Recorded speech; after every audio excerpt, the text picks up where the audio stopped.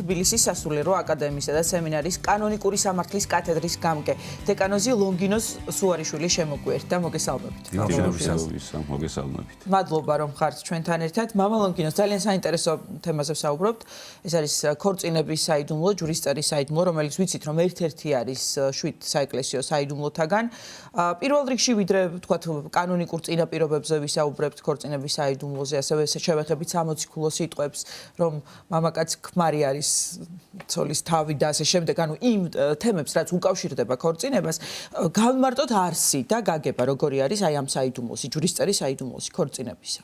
დიახ, მოგესალმებით კიდევ ერთხელ დიდი პატივისცემით მივესალმებით ჩვენს მაყურებელს.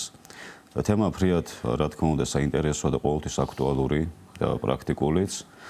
პირველი რაზეც მინდა ყურადღება გავამახვილო, რომ თვითონ პავლე მოციქულის სწავლება ქორწინების და ოჯახის შესახებ, რომელიც ის ადარებს ქრისტესა და ეკლესიის ურთიერთობას, ნამოს რომ საიდუმლოზე დიდარს.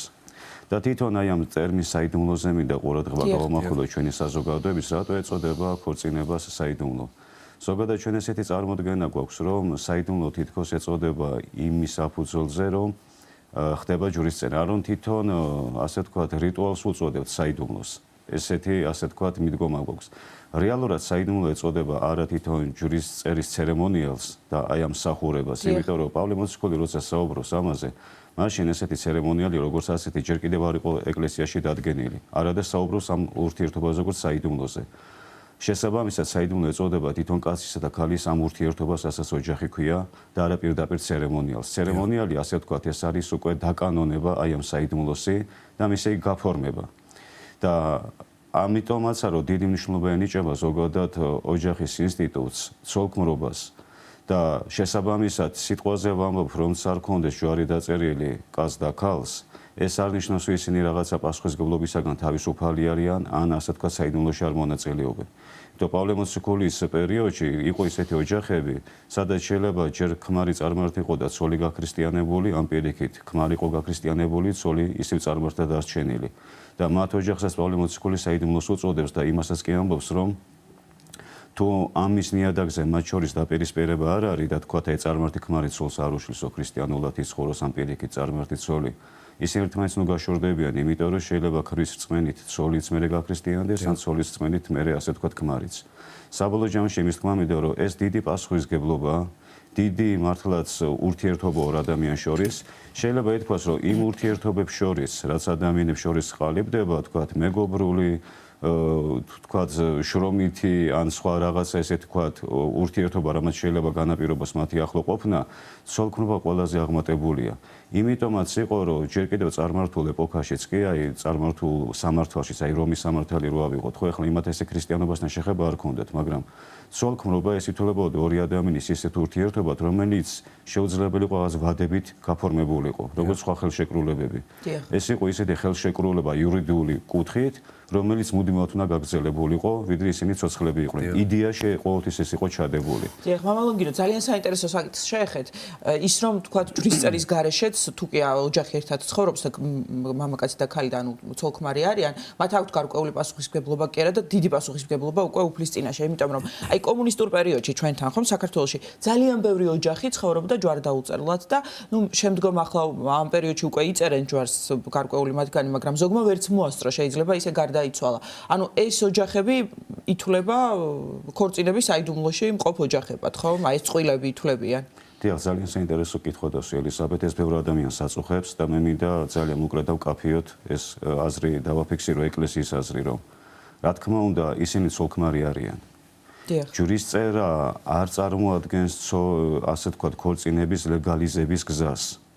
ჯურისწერა ეს არის უკვე იმ ორი ადამიანის საეკლესიო წესით კურთხევა, ვინც საეკლესიო არსითაც იაზრებს ამ პასუხისმგებლობას. და უკვე სამართო მადლითაც ხდება მათი ერთობის კურთხევა, დამტკიცება და მეორეს მხრივ უხეშად რო ვთქვათ, ანუ ეკლესიაც ადასტურებს, რომ მათ ურთიერთობაში არაფერი ხელშემშლელი არ არის ნეობრივი და ეკლესიაც ასე ვთქვათ ნებართვას აძლევს, რომ მათ ეს ცოლ-ქმრული ურთიერთობა გაწიონ. წინააღმდეგ იმიტომ ვამბობ, რომ ეკლესიას არასდროს არ უარყვია ის ურთიერთობები, რომელიც ვთქვათ ჯვარდაუწერელი წყვილი იყო. კიდევ ერთხელ მინდა ხაზზე გავუსვა, პავლე მოციქულის დროს პირდაპირ ესეთი ცერემონიალი არ არსებობდა. რა თქმა უნდა, რელიგიური ნიშნი სხვადასხვა რელიგიებშიც ქორწინება ისეთი მნიშვნელობის იყო, რომ რელიგიური რიტუალების ნახლებით ხდებოდა კაცისა და ქალის შეერთება ნებისმიერ რელიგიაში. მაგრამ პავლე მოციქულის დროსაც ხო ეს იყო აღიარებული ეკლესიის მიერ. ეს ხდება წარმართული ოჯახი ყოფილიყო ან სახელმწიფო რეესტრით, ასე თქვა, დაქორწინებული ადამიანები. მათ ეკლესია არ თვლიდა, რომ ესენი ან მრუშობაში არიან, ან უკანონო მათი ქორწინება და ასე შემდეგ. ეს არასწორი სტერეოტიპია საერთოდ გავრცელებული საზოგადოებაში. ამიტომ ის თაობა, ვინც თქვა ჯვრისწერის გარეშე გარდაიცვალა, ისეთ ეპოქაში დაიბადა, რომ ეს არ ესმოდა. არ უნდა ვიფიქროთ, რომ ისინი რაღაც სასჯელის ქვეშ არიან, ან მათი ქორწინება არ იყო კანონიერი. არავითარ შემთხვევაში ეს არასწორი აზრია. მამალონგიოს აი საუბრის დასაწყისში კანონიკური წინაპირობა ხსენა ელისაბედმა და ამაზე რომ ვისაუბროთ. რა არის ქორწინების კანონიკური წინაპირობები, რომელიც უნდა გაითვალისწინოს ქორწინების მომენტში წყვილმა და ასევე მთელი ცხოვრების განმავლობაში თანაცხოვრების დროს. დიახ, ეს თემა რატო შევარჩიეთ, რომ ეს რა თქმა უნდა უფრო მეტად იმ ადამიანებს ეხება, ვისაც სურს რომ საეკლესიო წესითაც იქორწინოს. გამომდინარე იქიდან, რომ დღესდღეობით ჩვენ სახელმწიფო კანონებში ქორწინების შესახებ არ გვაქვს ესეთი დაწვრილებითი წინაპირობები, თუ რა წინაპირობებით შეიძლება ადამიანი იქორწინოს. შეიძლება ითქვას, რომ ძალიან ღია ეს სივრცე. ამას თავის მიზეზები სამოქალაქო ქორწინებას გულისხმობ. ეს თავის მიზეზები გააჩნია ამას. მაგრამ ეკლესიას დარჩა თავისი ასე თქვათ რეგულაციები, კანონიკური წინაპირობები, რომელიც თქვათ მე ახლა ძირითად წინაპირობებზე მინდა ყურადღება გავამახვილო და არა ესე თქვათ დაწვრილებით ყველაზე, რომ თქვათ თუ ადამიანს ქრისტიანული წესით სურს ქორწინება, ანუ ჯვრისწერა, რა უნდა გაითვალისწინოს მან ესეთ დროს. მიუხედავად იმისა, რომ შეიძლება სახელმწიფო კანონი ამას არ სთხოვს. პირველი რაც არის აი საეკლესიო კანონიკაში გასათვალისწინებელი, საიდუმლოზე უკვე ვისაუბრეთ, ეს არის ამ ორი ადამიანის თავისუფალი ნება. რატო ესეთი ყურადღება გამახვილებული? რომ რა თქმა უნდა, მშობელი ან მეურვე, ვინც ასე თქვათ ხელმძღვანელობს ამ ადამიანის ცხოვრებას, მისი აზრი და მისი მზრუნველობა გასათვალისწინებელია, მაგრამ ცოლქმრობა არის ეს უკვე ისეთი პასუხისმგებლობა, რომელიც გადასაწყვეტია იმ ორი ადამიანის მიერ, რომელიც უღლდება. შესაბამისად, საეკლესიო სამართლის სწავლება როგორია, რომ მშობელიც კი, რომელიც ყველაზე უფლებამოსილია თავის შვილზე, მანაც თუნდაც ფსიქოლოგიური ზემოქმედება არ უნდა იქონიოს თავისი შვილის არჩევანზე. შეიძლება რჩევა მისცეს, მიმართულება მისცეს, დარიგება მისცეს, მაგრამ გადაწყვეტილების მიმღები უნდა იყოს თვითონ უშუალოდ ის ადამიანი და არა მშობელი. ამიტომ მშობლების უხეში ჩარევაც კი ერთგვარ დანაშაულად ითვლება საეკლესიო კანონიკით, როცა ისინი აი უხეშად აძლევენ მკაცრად მიმართულებას, ვიზე იქორწინოს, გინ გოგომ, გინ ბიჭმა. ეს ყოველთვის ასე იყო, მამალონგიო? ყოველთვის ასე იყო, აბსოლუტურად. ეს ეხლა რა თქმა უნდა ისტორიაში გვხვდება ესეთი შემთხვევები, როცა მშობლები იღებენ გადაწყვეტილებას და შვილს სამეფო კარზე და ის გასაგებია ეხლა მეტნაკლებად, თუმცა ესეც ბევრ დარღვევას იწვევდა მე ხო უკანონო თანაცხოვრებებს სხვა ადამიანთან და ასე შემდეგ. მაგრამ ეკლესიაში ყოველთვის დაფასებულია თავისუფალი ნება და რატო? არა მარტო ქორწინებაში, ისედაც. ეფესოს კრების მერვე კანონში ესე წერია, რომ ქრისტემ თავისი სისხლით მისცა ადამიანს თავისუფლება. და ეკლესია არის ერთადერთი თუ არა ერთ-ერთი პირველი, ვინც ადამიანში ღვთისგან ბოძებულ აი ამ თვისებას იცავს, თავისუფალ ნებელობას. ეს არის ერთ-ერთი მთავარი თვისება, რითაც ადამიანის სხვა ქმნილებებისაგან განსხვავდება. ამიტომ მისი ხელყოფა არავითარ შემთხვევაში არ შეიძლება. კიდევ ამ ზრუნველობა ერთია, მშობლის რჩევის მიცემა, როცა იცი ხა შვილი იღუპება, შეიძლება ისეთ ადამიანს მიყვება, ისეთი ადამიანი მოყავს ცოლად, რომ შეიძლება ორ დღეში ან ერთ კვირაში ოჯახი დაინგრეს, ხო შენი გამოცდილებით ხედავ. რა თქმა უნდა ურჩიო, მაგრამ გადაწყვეტილების მიღება აუცილებლად, ასე ვთქვათ, უნდა იყოს თვითონ ის ადამიანი. უხეში ჩარევა არ შეიძლება. არ შეიძლება. აქედან გამომდინარე იყო, რომ კიდე რა წამოვიდა მე რა გზავაში, თქვათ, დაშინებით ქორწინება, შანტაჟით, ან მოტაცებით, როცა ჩვენ ახლა საქართველოში ესეთი მენტალობა სამწუხაროდ, რომ გოგოს თუ მოიტაცებდა ბიჭი, ოჯახში თვითონ მშობლები აღარ აბრუნებდნენ. ეს უკვე რეპუტაცია შელახულად ითვლებოდა და ბევრი ქალი გაუბედურდა. ანუ მოუწია ძალაუნებურად იმ მამაკაცთან ცხოვრება, ვინც არც უყვარდა და არც არასდროს არ შეუყვარდა. ზოგჯერ არც იცნობდა. ზოგჯერ შეიძლება არც ეს კიდე ცალკე კატასტროფაა, რომ შეიძლება არც კი იცნობდა. ზოგი შეეგუა და დარჩა, შვილები ეყოლა და რაღაც გაწია თქვათ ეს ჟაფა, ზოგმა ვერ შეინარჩუნა ოჯახი. და საეკლესიო კანონიკაში ისიც კი არის გათვალისწინებული, რომ გოგოს მამა, რომელიც თვითონაც არ დაიბრუნებს და არ იზრუნებს შვილის უკან დაბრუნებაზე, ისიც იმ სასჯელით უნდა დასჯელიყო როგორც მომტაცებელი. როგორც ხელშემწყობი აი ამ დანაშაულის. გოგოსაც რო დომებოდა თავის მომტაცებელთან მერე დარჩენა სიტყვაზე, მაინც უკან უნდა დაბრუნებულიყო, ეს ვაბო ბიზანტიურ ხანაში. სახელმწიფო კანონით დაწესებული სასჯელი უნდა გაევლო იმ მამაკაცს და მერე შეძლო ეკორწინა უკვე ამ გოგოს იმ მამაკაცზე, რომ ასე ვთქვათ, გამართლება არ ქონოდა მის ძალადობრივ ქმედებას ბიჭის მხრიდან. აი მამაზე რაც ბრძანეთ მამა ლონგინოს ეს საეკლესიო კანონია თუ სახელმწიფო და საეკლესიო ერთობლივი. ოთხ ეკლესიაში დარჩა, უბრალოდ ხლა რომის სამართალი აღარ გვაქვს და ეს გაუქმებულია, მაგრამ ეკლესიამ შეინარჩუნა ეს ასე ვთქვათ ძალაში დატოვა. ესე იგი თუ მამა არ იბრუნებს შვილს ამ შემთხვევაში იგივე სასჯელით ისჯება როგორც მომტაცებელი, მოძალადე. თანაბარ დონეზე დანაშაულში. მონაწილე და ხელშემწყობი. და ჩვენს რეალობაში ეს იყო ძირითადად მამები ამობდნენ უარს შვილების დაბრუნებაზე, ხო, ეს სირცხვილია ხალხი რა სიტყვის ნათესაობა ეკლესია სხვანაირად უყურებს.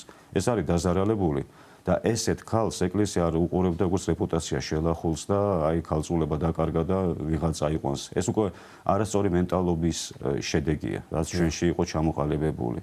პირიქით ეკლესია ამას უნდა დააბრუნოს, ვალდებულებაც კი აკისრია, რომ ხელშემწყობი არ გამოჩნდეს. ამიტომ ნებისმიერი გზით ადამიანის თავისუფალ ნებაზე ძალადობა, ეს ფსიქოლოგიური იქნება თუ ფიზიკური თუ შანტაჟით, ეს უნდა იყოს კარგად გამოკვლეული და თუ მსგავსი რამ გამოვლინდა, მღვდელმა ჯვარი არ უნდა დაწეროს აი ამის თქმამიდა.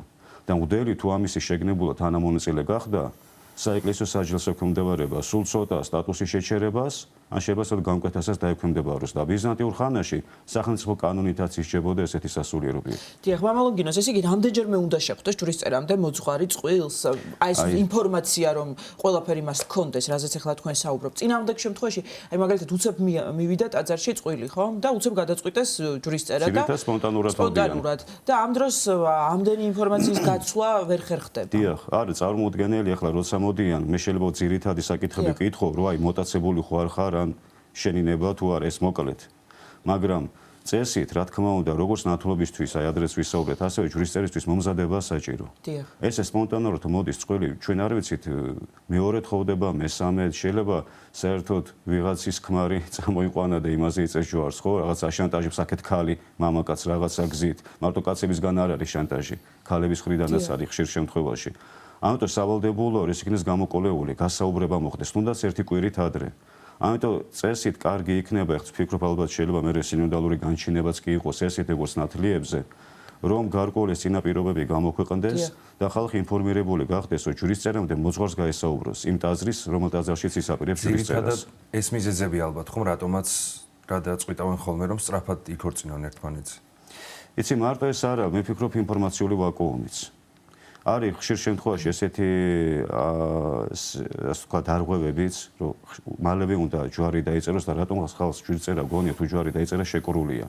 ჯვრისწერა ჯადოქრობა არა, რომ ესე ავტომატურად შენინების გარეშე შეკრული იყო იმ ადამიანთან. საერთოდ ერთი რამეც მინდა ვიცოდეთ, რომ საიდუმლო მაშინაა ძალმოსილი თუ ადამიანის თავისუფალი ნება არის თანამოქმედი. თუ ჩემი ნების გარეშე ხდება, ჩემზე რაიმე საეკლესიო სახურების აღსრულება, ეს ძალმოსილად არ ითვლება.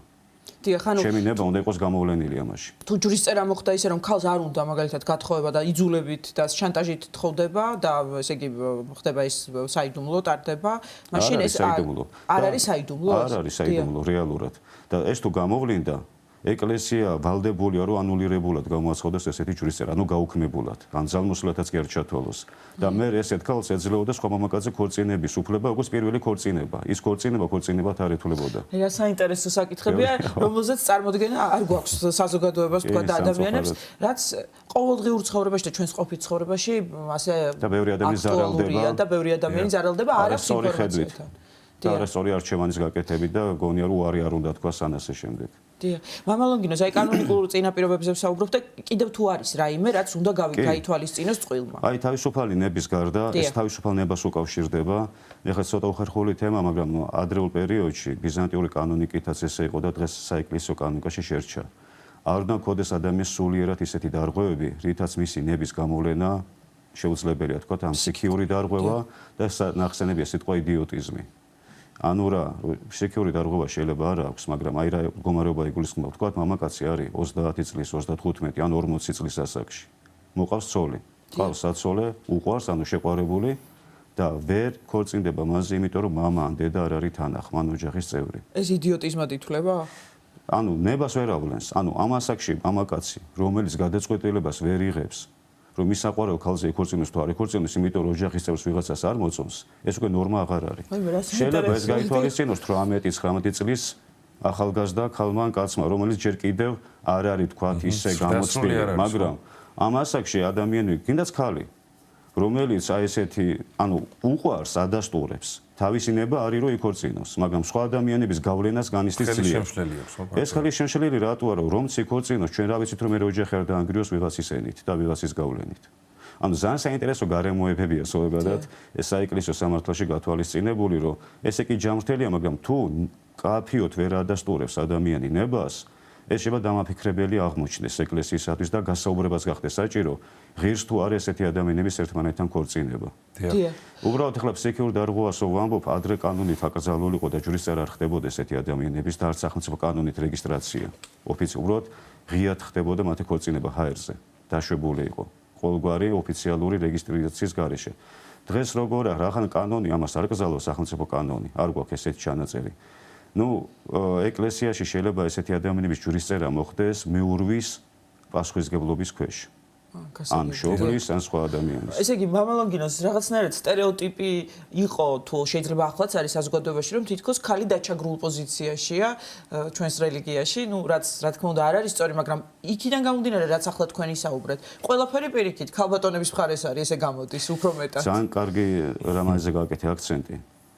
ქრისტიანობა იყო პირველი, რომელმაც ქალის უფლებები გაზარდა. რომის იმპერიაში ძალიან დაკნინებული იყო ქალის უფლება. თუნდაც ქორწინების საკითხში, განქორწინების საკითხში. აი მაგალითად ღალატის შემთხვევაში კაცს შეეძლო ცოლი სასიკვდილოთაც გაეწირა, ანუ სიკვდილი დასჯა მოეთხოვა კანონის მიერ. ქალს არ შეეძლო იგივე საჩივარი შეეტანა ქმარზე თუ ის უღალატებდა. კაცს შეეძლო ყოველგვარ მიზეზ გარეშე გაყროდა თავის ცოლს, ცოლს არ შეეძლო ესე თავისუფლად გაყროდა ქმარს, თუ ქმარს ამისი ნება არ ექნებოდა. და ძალიან დაკნინებული იყო ქალის უფლებები. და პირველად ქრისტიანობამ გაათანაბრა შეიძლება ითქვას ქალის და მამაკაცის უფლებები. რა თქმა უნდა ფუნქციური სხვაობა შემოიტანა და კაფიოდ განსაზღვრულია, მაგრამ პიროვნულ დონეზე და იურიდიულ დონეზე პირველი ეკლესია იყო, რომელიც იქადაგო ორივეს თანასწორობა. არც მამაკაცება, არც დედაკაცება პავლე მოციქული რო ამბობს და იგივე გაყრის შემთხვევაშიც მაცხვარი ამბობს, რომ ერთადერთი მრუშობა ან ღალატია ერთ-ერთი საპატიო მიზეზი, როცა შეიძლება ცოლ-ქმარი გაეყაროს. იქ არ ამბობს, რომ მარტო მამაკაცს აქვს ამ შემთხვევაში უფლება და ქალს არა. ორივე ზიანობს. ამ დროს რომის სამართლით კაცს შეეძლო თამამად გაყრო და ღალატის შემთხვევაში და ქალს ესე ადვილად არ შეეძლო. მაგრამ ქრისტიანობამ შეცვალა ეს მიღწევა. ქრისტიანობამ მისცა მისი ნებართვა. აპრიორი არ არის გინდა თუ არ გაეყაროს, რა თქმა უნდა თუ პატიება შეუძლია უნდა აპატიოს, მაგრამ ეს მარტო ეხლა უბრალოდ ერთი მაგალითი მოვიყვანით, ძალიან ბევრი ასპექტი ჩანს საეკლესიო სამართალში, სადაც ქალის უფლებები არის გაზრდილი და გათანაბრებული და ეს სტერეოტიპი რომ ეკლესია ჩაგრავს ქალებს, ნუ შეიძლება ცალკეული თუნდაც სასულიერო პირის მხრიდან არასწორი შეფასებებიც გახდეს ამისი მიზეზი ზოგჯერ, ან არასწორი ინტერპრეტაცია, მაგრამ თვითონ ეკლესიას ესეთი სწავლება არ გააჩნია. და პირიქით არის გაზარდა ქალის უფლებები, რასაც ხედავთ აშკარად. კი, და ფაქტებიდან გამომდინარე, რასაც თქვენ საუბრობთ.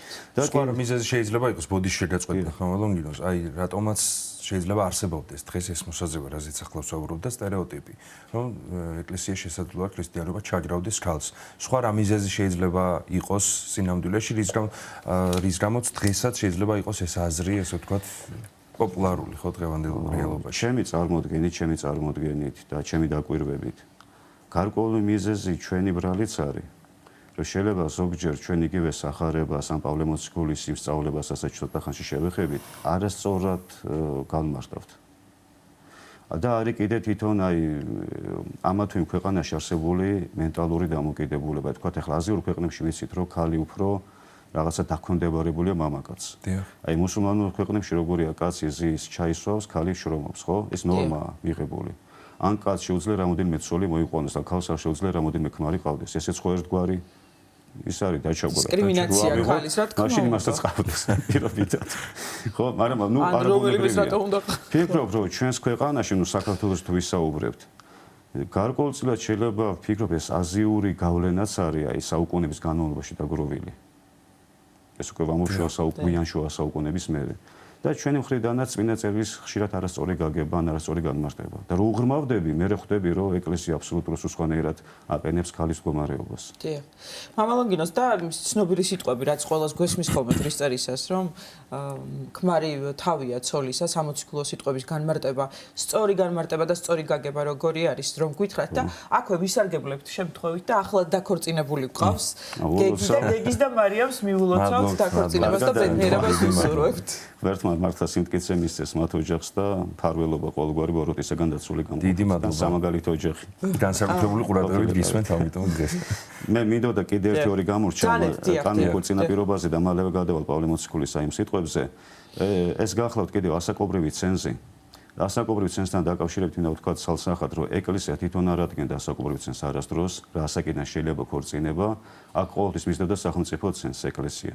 ანუ თავისი დროს სახელმწიფო რა ასაკობრივი ცენზსაც ადგენს, ეკლესია ვალდებულია ასაკობრივი ცენზზე გაითვალისწინოს. თქვა, ეხლა დღეს როცა დადგენილია 18 წლის ასაკიდან არის დაშვებული ქორწინება, ეკლესიამაც ანუ სასოფირმაც უნდა გაითვალისწინოს და 18 წლამდე არ უნდა დაწეროს ჯვარი. თუნდაც მშობლებს ეს უნდოდეთ. ამიტომ ეს არის გასათვალისწინებელი და ზოგადად სამ კატეგორიად იყოფოდა ასაკობრივი ცენზი ადრეულ ეკლესიაში, რომ საწყისი ეტაპი რა ასაკიდან შეიძლება და რა ასაკამდე შეიძლება ესეც იყო. დღეს ეს არ არის. თქვათ მამაკაცზე იყო დაშვებული 70-80 წლამდე, ქალზე 60-დან 70 წლამდე. მე აღარ შეიძლებოდა.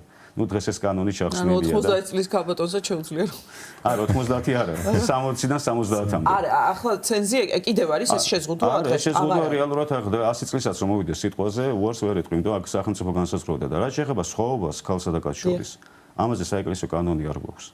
თქვათ, ქალი რომ უფროსია, თქვათ 20 წლის სიტყვაზე ვამბობ, ან მამაკაცი, ანუ არ არის ამ შემთხვევაში საეკლესიო სწავლება ამ კუთხით არანაირი. სამართლებრივი ნორმა ამაზე არ გვაქვს. ეს შეიძლება იყოს ერთადერთი სუფთა მორალური კუთხით, რომ ღუთელმაშება დარიგება მისცეს, რომ აი მომავალზე გათვალო, რომ 5-10 წლის მერე რამდენად შეიძლება შეეწყვა ადამიანს, რომელსაც თან სამხელა ასაკობრივი სხვაობა გვაქვს, მაგრამ ისე თვითონ ესე პირდაპირ სამართლებრივი რეგულაცია არათუ სახელმწიფო საეკლესიოც არ გაგვაჩნია ამასთან დაკავშირებით. აი სახელმწიფო კანონი იყო თუ არის დღესაც თუ არ ვწდებით, რადგან ასაკს შეეხეთ, მინდა რომ ესეც ვკითხოთ, 16 წლის ასაკის ადამიანს შეუძლია დაქორწინდეს თუ ზრუნველის ან მშობლის ნებართვა არის იმ შემთხვევაში. ეს იყო საეკლესიო შემთხვევაშიც თუ მხოლოდ სახელმწიფო კანონია? არა, ნახეთ როგორ იყო, რომ სახელმწიფო კანონს მისდევდა ყოველთვის ეკლესია, თქვა დავით აღმაშენებლის დროს 12 წელი გვიწერია უკვე, ხო? ტურიზმის კრებაში და ეს მერე იცვლებოდა. უბრალოდ მერე კომუნისტური რეჟიმის მერე ავტოკეფალია რო აღვადგინეთ, იქ ეკლესიამ თვითონ შეიტანა რეგულაცია. მამაკაცზე გვიწერია 16 წელი და ქალზე გვიწერია 15 წლის ასაკიდან ქორწინების დაშვება. მე ვერ ვიტყვი ხლა სახელმწიფო კანონიც იყო ესეთი თუ რა, მაგრამ მაშინ ეკლესიამ შეიტანა. ნუ ეს შეიძლება მაშინ ახლა ეკლესიას და სახელმწიფოს არ ქონდა ესეთი ახლო ურთიერთობა და ამიტომ ეკლესიამ დამოუკიდებლად თავისი რეგულაცია დააწესა.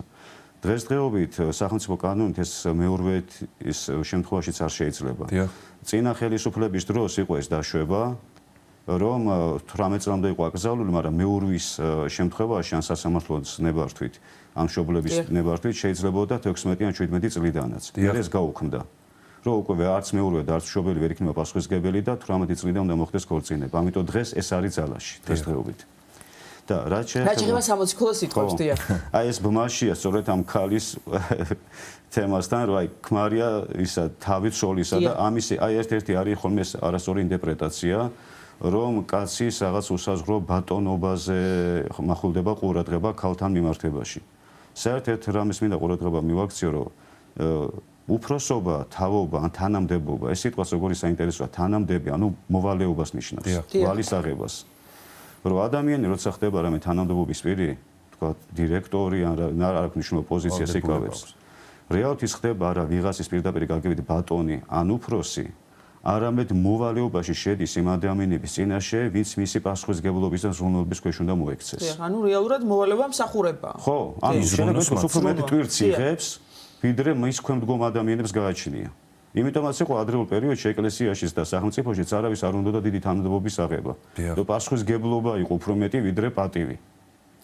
და მით უმეტეს სოლქმრობაში, აქ როცა საუბარია კაცია ცოლის თავი, აქ პასუხისმგებლობაზეა საუბარი, რომ მთელი დიდ ზრუნველობას, ზეწოლას კაცი იღებს თავის თავზე და ქალს იცავს ამ გარეშე ზრუნველობისაგან და წნეხისაგან. და არა ის, რომ პირდაპირ გაგებით მისი დირექტორი ხდება, მისი თითის მქნეველი. და ხშირად ამ სამოციქულოს უკითხოთ ჯურისწერაზე, მე იქ არის კიდე ბოლოს სიტყვები, ხოლო ცოლს რათა ეშინოდეს ქრისა. და ხშირად იღიმებიან პატარძლები ხოლმე. ის ადამიანს ეშინოდეს. ესეც რა თქმა უნდა არასწორი გაგება, ანუ პირველი არ შეხება თავს.